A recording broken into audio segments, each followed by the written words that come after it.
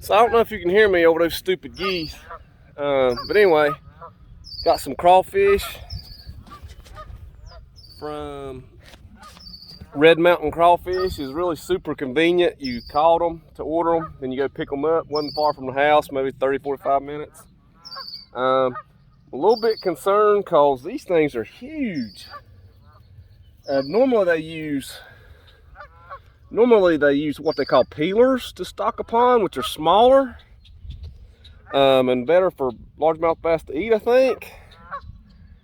This, they said they didn't have any, so they sent me these. They said I was getting a good deal, and I might be, but man, there might be 1 or 2 fish in this whole pond that can eat these things. I might be surprised, and then that might be a good thing because it'll feed my big ones. But I'm gonna throw a little water on them, hopefully wake them up. I don't know how long it'll take for them to kind of mosey onto the pond.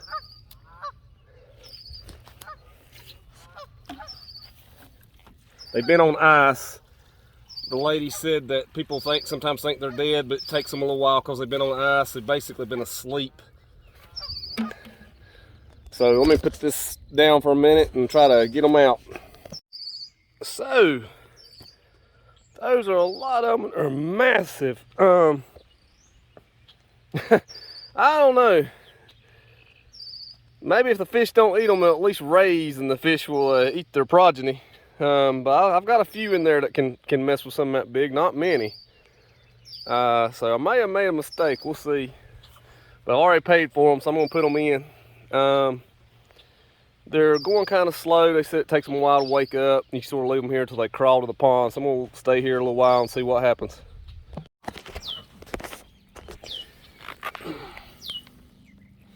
I'm just gonna take a couple of these up.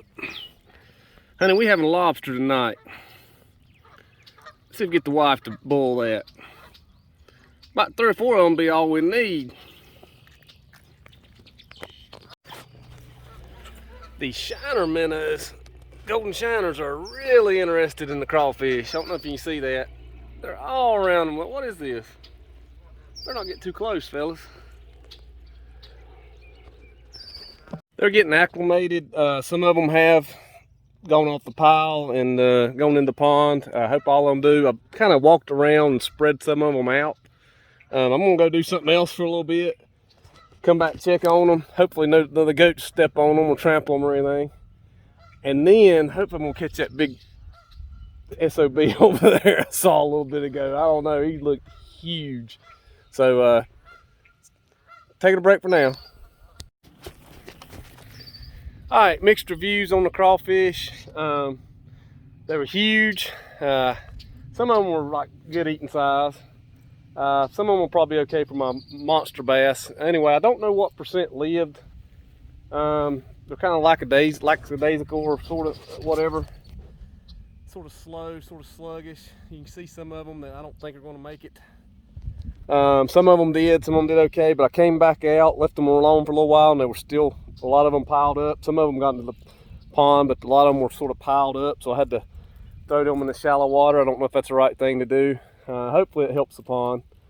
If I do it next year, I'm going to try to get the smaller ones and maybe do it an earlier part of the year.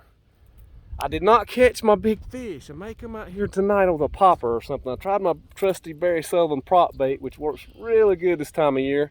He didn't bite. I may come out here later. He was a monster. So that's it for this episode. Thanks.